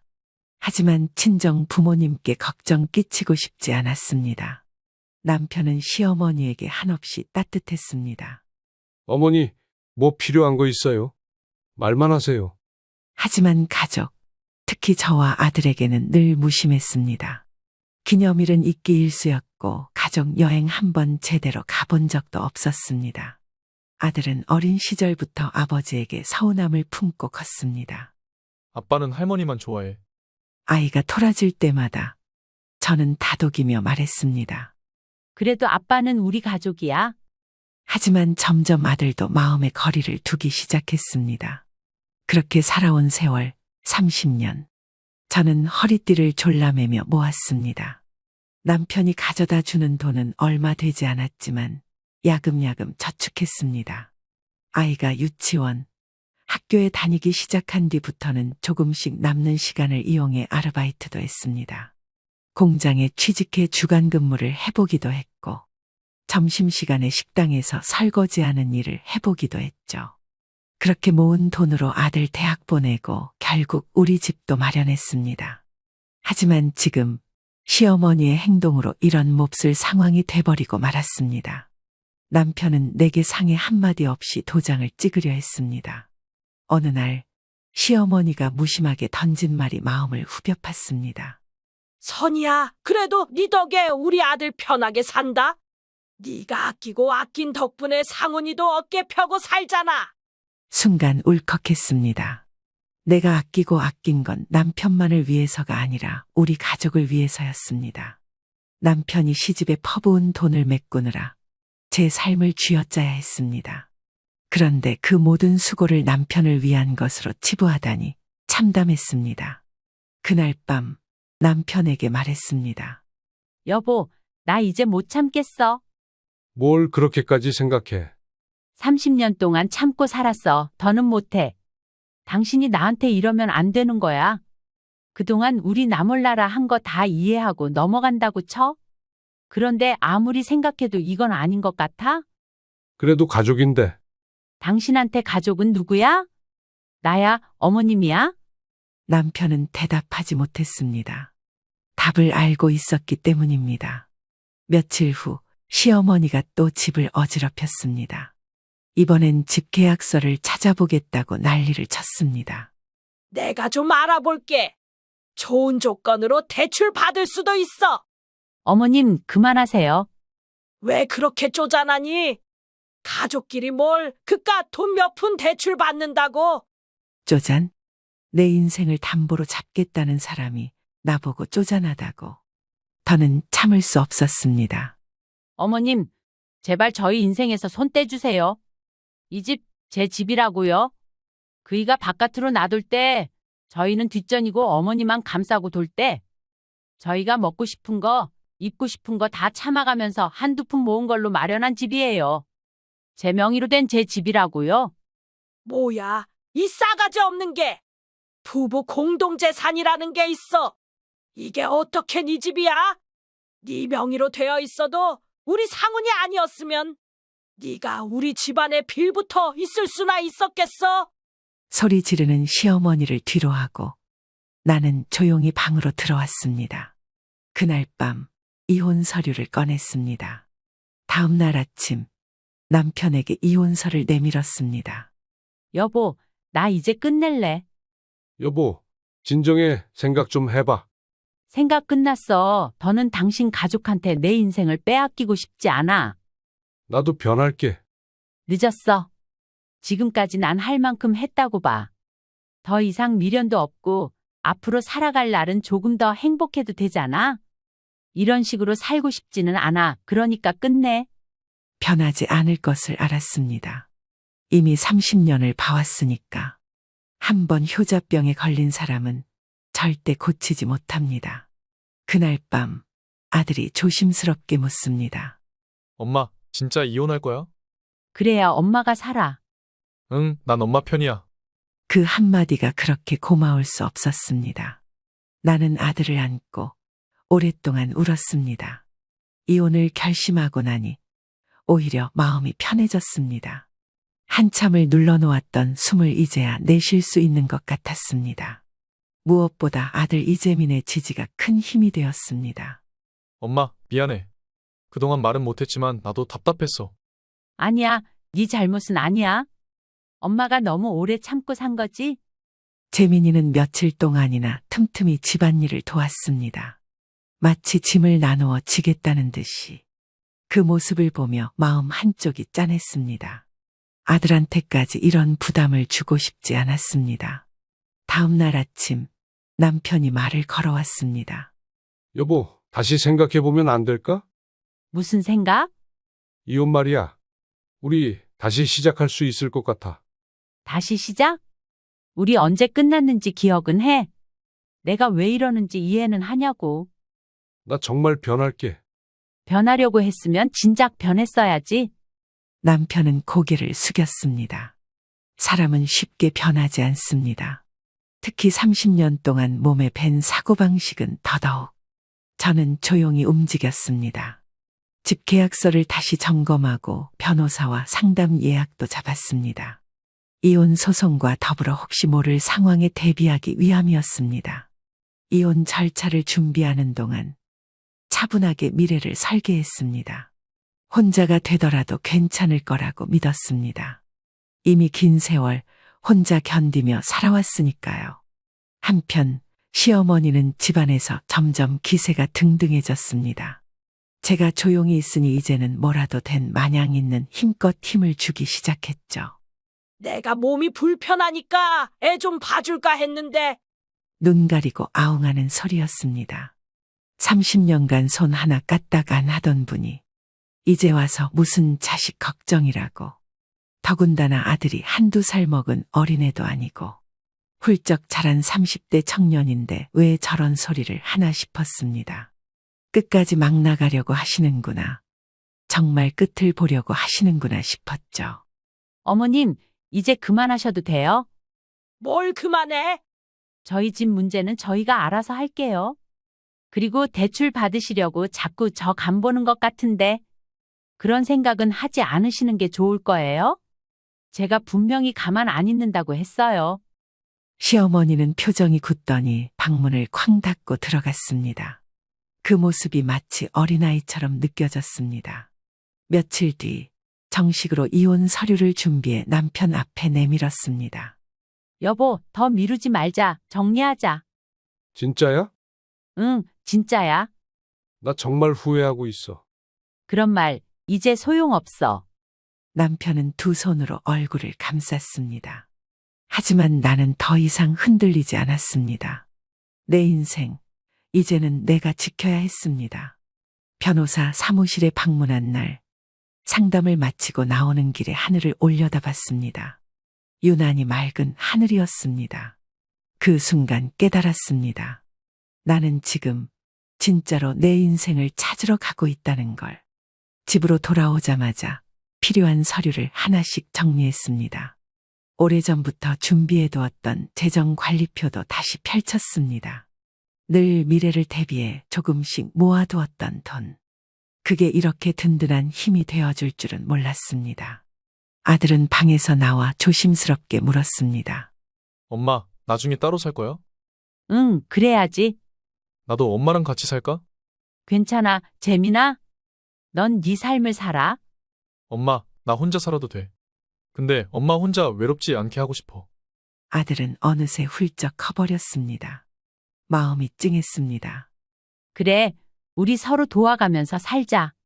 그날 밤 남편이 거실에 나와 무겁게 말했습니다. 그래도 마지막으로 한 번만 기회를 주면 안 될까? 당신한테 필요한 건 기회가 아니라 책임이야. 내가 정말 다 바꿔볼게. 그걸 30년 동안 못했잖아. 그땐 몰랐어. 이제 알았어도 늦었어. 냉정하게 들릴지 몰라도 그것이 진심이었습니다. 다시 돌아갈 마음은 없었습니다. 며칠 후 남편은 결국 이혼을 받아들이겠다고 말했습니다. 미안하다, 여보. 미안하단 말 이제 필요 없어. 이제 아무 사이도 아니니까 신경 쓰지 말고 살자. 그러고 싶었잖아. 나는 미련도 없고 다 잊어버릴 테니까 당신도 마음 편히 잘 살아봐.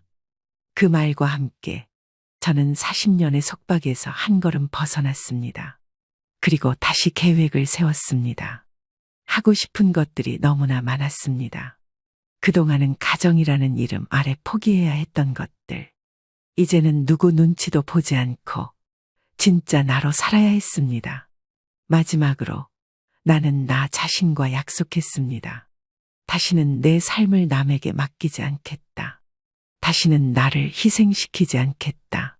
이혼 서류가 접수되고 남편이 마지못해 이혼에 동의한 이후 저는 조금씩 숨통이 트이는 걸 느꼈습니다. 하지만 세상은 그렇게 쉽게 나를 놔주지 않았습니다. 어느 주말 아침 시어머니가 집으로 들이닥쳤습니다. 누구 맘대로 이혼이야? 이게 집안 망신시키려고 아주 작정을 했지. 그깟 돈이 뭐 대수라고 이혼까지 해. 내 아들 우스운 꼴 만드니까 좋냐? 어머니는 계속 재탄만 하시네요. 제가 왜 이렇게까지 하는지 아직도 이해 안 되시죠? 그냥 앞으로도 평생 이해하지 마세요. 어머니는 딱 그 정도니까요. 이게 아주 노망이라도 낫나? 지금이 어느 시대인데 시어머니 면전에 대고 그런 말을 해? 어머니야말로 노망나신 거 아니에요? 저 한다면 하는 사람인 거 아시죠? 앞으로 여기 한 번만 더 찾아오시면 주거 침입으로 신고하고 접근 금지시킬 겁니다. 시어머니는 얼굴이 새빨개졌습니다. 하지만 저는 더 이상 두려워하지 않았습니다. 시어머니는 악다구니를 퍼부으며 집을 나섰습니다. 나중에 후회할 거다. 천벌받을 거야. 어머님 건강하세요? 저는 웃으며 인사했습니다. 진짜로 속이 후련했습니다. 남편까지 짐을 싸들고 나갔고 사용하건 크고 작은 물건들도 모두 시어머니가 살고 있는 집으로 보내버리자 집이 비어 보였습니다. 하지만 허전한 느낌 따위는 들지 않았습니다. 이제야 비로소 저와 아들 단 둘만의 공간이 된 것 같았죠. 거실 한가운데 서서 나는 깊게 숨을 들이쉬었습니다. 맑은 공기가 가득했습니다. 아들이 웃으며 말했습니다. 엄마, 드디어 우리 집이 됐네. 그러게. 이제 진짜 행복해지자. 그래, 진짜 행복해지자. 그날 저녁 재민이와 오랜만에 테이블에 앉아 함께 밥을 먹었습니다. 서로 눈치를 보지 않고 소소한 일상 얘기를 나누는 것조차 새삼스러웠습니다. 엄마, 이제 뭐 하고 싶어? 글쎄, 일단은 여행부터 가보고 싶어. 좋아, 같이 가자. 웃음이 피어났습니다. 내 인생에서 이렇게 가볍고 따뜻한 순간이 오리라곤 한때 꿈도 꾸지 못했습니다. 며칠 뒤 나는 작은 수첩을 꺼내 계획을 세우기 시작했습니다. 하고 싶은 일들이 넘쳐났습니다. 주말이 되자 아들과 함께 가구를 정리했습니다. 남편의 흔적이 남아있던 낡은 옷장, 시어머니가 가져다 놓은 촌스러운 커튼들을 치우고 새로 산 커튼과 소파 커버를 달았습니다. 와, 엄마 진짜 새집 같아. 우리 둘이 꾸민 거잖아. 맞아, 앞으로 더 예쁘게 꾸미자. 마치 새로 태어난 기분이었습니다. 하루는 동네 공원을 산책하다가 벤치에 앉아 하늘을 올려다봤습니다. 맑은 하늘, 따뜻한 바람. 세상은 변하지 않았지만 내 마음이 변하니 세상이 달라 보였습니다. 가끔 문득 외로움이 찾아오기도 했습니다. 긴 세월 동안 억눌러왔던 감정들이 밀려올 때도 있었습니다. 하지만 이제는 도망치지 않았습니다. 그 감정들마저도 나의 일부로 받아들이기로 했습니다. 선이야, 울고 싶으면 울어. 웃고 싶으면 웃어. 이제는 내 마음대로 살아도 돼. 스스로를 다독이며 하루하루를 살아갔습니다. 시간이 흐르면서 나도 조금씩 달라졌습니다. 예전에는 사람들의 눈치를 많이 봤습니다. 이렇게 살아도 되나 늘 두려웠습니다. 하지만 이제는 생각했습니다. 내가 내 삶을 책임진다. 그러니 내 행복도 내 몫이다. 그 생각이 나를 단단하게 만들어 주었습니다. 어느 날 재민이가 조심스럽게 말을 꺼냈습니다. 엄마, 나 이직하려고. 정말? 응, 지금 회사보다 더 좋은 조건이야. 네가 좋으면 엄마도 좋아? 근데 엄마, 혹시 서운해하지 않을까 봐. 왜 서운해? 네 인생은 네가 책임져야지. 엄마 최고야. 아들은 환하게 웃었습니다. 나는 그 웃음을 보며 다시 한번 다짐했습니다. 나도 내 인생 책임질 거야. 작지만 확실한 행복을 찾아 나선 나의 두 번째 봄은 그렇게 시작되고 있었습니다. 따뜻한 봄바람이 불던 어느 날 나는 친정으로 가기로 결심했습니다. 오랜만에 걸려오는 전화를 받고도 나중에만 되뇌던 지난 시간들이 떠올랐습니다. 아버지의 목소리가 귓가를 맴돌았습니다. 언제 한번 놀러 오너라, 선이야. 네, 아버지 꼭 갈게요. 그리고는 한 번도 제대로 가지 못했습니다. 늘 무언가에 쫓기듯 살아야 했으니까요. 친정 집 앞에 섰을 때 나는 괜히 긴장이 되었습니다. 문을 열고 들어서니 작은 정원이 눈에 들어왔습니다. 화분 속 꽃들이 고개를 내밀고 있었습니다. 그 모습을 보니 가슴이 뭉클했습니다. 어머니가 부엌에서 고개를 들며 반겼습니다. 어머, 선이 왔니? 네, 엄마. 짧은 인사였지만 그 안에 수많은 감정이 오갔습니다. 식탁에 앉자마자 어머니는 따뜻한 밥상을 차려주었습니다. 소박했지만 눈물 나게 고마운 밥상이었습니다. 나는 젓가락을 들다 말고 입술을 깨물었습니다. 엄마, 미안해요. 뭐가 미안하니? 그동안 제대로 찾아오지도 못하고. 바쁘게 산 것도 다 이유가 있었겠지. 어머니는 아무렇지도 않게 말했지만 그 말 한마디에 나는 울컥했습니다. 아버지도 조용히 옆에 앉아 계셨습니다. 네가 이렇게 다시 와준 것만으로도 고맙다. 나는 참았던 눈물을 결국 흘리고 말았습니다. 정말 죄송해요, 아버지, 엄마. 어휴, 그만 울어라. 네가 고생한 거 다 안다. 그날 저녁 나는 부모님과 많은 얘기를 나눴습니다. 결혼 생활, 남편과의 갈등, 그리고 이혼까지 부끄럽지 않게 털어놓았습니다. 네가 견딜 만큼 견뎠으면 된 거다. 이제부터라도 네 행복 찾아야지. 부모님의 말이 그렇게 따뜻할 수가 없었습니다. 며칠 후 재민이도 친정에 놀러 왔습니다. 할아버지, 할머니, 저 왔어요. 아이고, 재민이 왔구나.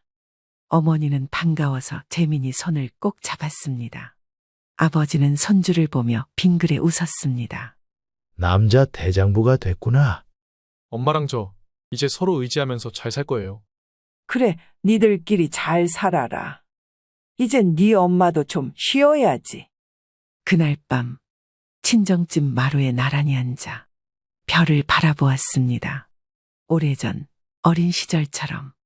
그때는 세상이 참 넓어 보였는데 어느새 이렇게 많은 시간을 돌아왔습니다. 엄마, 아버지 고마워요. 고마울 것 없다. 네가 잘 사는 게 우리가 바라는 거다. 나는 가슴 깊이 새겼습니다. 진짜 가족은 조건 없이 품어주는 사람이라는 걸. 며칠을 친정에 머물고 돌아오는 길. 나는 혼잣말을 했습니다. 이제 정말 괜찮아. 상처받은 마음이 서서히 아물어 가는 걸 느꼈습니다. 그 후로도 종종 친정을 찾았습니다. 차 한 잔을 놓고 도란도란 얘기 나누고 가끔은 함께 시장도 갔습니다. 부모님이 살아계시는 동안 최대한 곁을 지키고 싶었습니다. 그리고 깨달았습니다. 사람은 결국 돌고 돌아 가장 따뜻한 곳으로 돌아오는구나. 가족은 잊혀지는 게 아니라 늘 그 자리에 있는 거였구나. 제법 오랜 시간이 흘러 봄이 지나고 여름이 다가왔습니다. 세상은 변함없지만 내 안에서는 많은 것이 달라졌습니다. 나는 매일 아침 창문을 열어젖히고 깊게 숨을 들이쉬었습니다. 오늘도 내 하루를 시작하자. 누구의 눈치도 누구의 허락도 필요 없는 하루였습니다. 재민이는 이직 후 바빠졌습니다. 출근길에 서로 짧게 인사하고 각자 하루를 보내고 가끔 늦은 저녁에 마주 앉아 소소한 얘기를 나눴습니다. 엄마, 나 요즘 진짜 행복해. 그래, 엄마도 그래. 서로의 행복을 빌어줄 수 있는 관계, 그것이 가족이라는 걸 새삼 느꼈습니다. 나는 오래 미뤄왔던 취미를 시작했습니다. 수채화 강습을 등록하고 하루에 1시간씩 그림을 그렸습니다. 처음 붓을 잡았을 때는 손이 떨렸습니다. 하지만 곧 어린 시절 미술 시간처럼 설레는 마음이 다시 살아났습니다. 나도 아직 꿈꿀 수 있구나. 또 작은 자격증 공부도 시작했습니다. 사회복지사 2급. 언젠가 누군가를 돕는 일을 하고 싶다는 꿈이 가슴 한켠에 남아 있었습니다. 공부하는 동안 가끔 힘들 때도 있었지만 포기하지 않았습니다. 늦은 게 아니라 지금이 내 시간인 거야. 스스로를 격려하며 한 걸음 한 걸음 내딛었습니다. 가끔 외로움이 찾아오는 날도 있었습니다. 혼자 식탁에 앉아 조용히 밥을 먹고 밤이면 문득 허전한 마음이 밀려들었습니다. 그럴 때면 나는 창밖을 바라보며 말했습니다. 괜찮아. 선이야, 지금은 너한테 필요한 시간이야. 누구도 대신해 줄 수 없는 외로움. 하지만 그 안에서 나는 나를 키우고 있었습니다. 주말이면 작은 여행을 다녔습니다. 근교 산책로를 걸으며 꽃을 보고 혼자 커피를 마시고 책을 읽었습니다. 세상과 다시 친해지는 연습을 하고 있었습니다. 어느 날 오래전 친구에게 연락이 왔습니다. 선이야, 우리 오랜만에 볼까? 좋지? 친구들과 웃으며 수다를 떨고 서로 살아온 이야기를 나누는 시간. 나는 너무나 행복했습니다. 다시 사람들 사이에 서도 되겠구나. 계절은 어느새 가을을 향하고 있었습니다. 나는 거울 앞에 서서 조용히 미소 지었습니다. 주름이 늘었고 머리카락에도 흰빛이 드리웠지만 나는 내 얼굴이 마음에 들었습니다. 이 주름은 내가 버텨온 시간의 훈장이야. 진짜 나를 사랑하는 방법을 이제야 조금 알 것 같았습니다.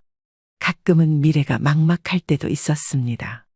경제적 걱정, 건강 걱정, 앞으로의 외로움도. 하지만 이제는 두려움보다 기대가 컸습니다.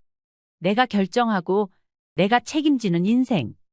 그것이 얼마나 소중한 것인지 몸으로 느끼고 있었습니다. 아들 재민이가 어느 날 이런 말을 했습니다. 엄마, 나중에 내 집 장만하면 엄마 방 꼭 하나 만들 거야. 됐어. 엄마는 혼자 사는 것도 좋아. 그래도 엄마는 내 소중한 가족이니까. 그 말이 어찌나 따뜻하게 들리던지 가슴 한켠이 울컥했습니다. 나는 알았습니다. 가족이란 함께 살아야 하는 게 아니라 서로를 응원해 주는 것이라는 걸. 나와 재미는 그런 가족이 되어가고 있었습니다. 어느 늦은 밤, 나는 작은 다이어리에 이렇게 적었습니다. 나는 내 인생을 사랑합니다. 나는 지금 진짜 내 삶을 살고 있습니다.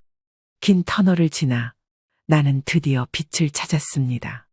그 빛은 남이 만들어준 것이 아니라 나 스스로 켜낸 빛이었습니다. 그리고 그 빛을 따라 나는 앞으로도 꿋꿋이 걸어갈 것입니다. 시청자 여러분, 오늘 이야기 어떠셨나요? 여러분들의 생각과 경험을 아래 댓글에 공유해 주세요.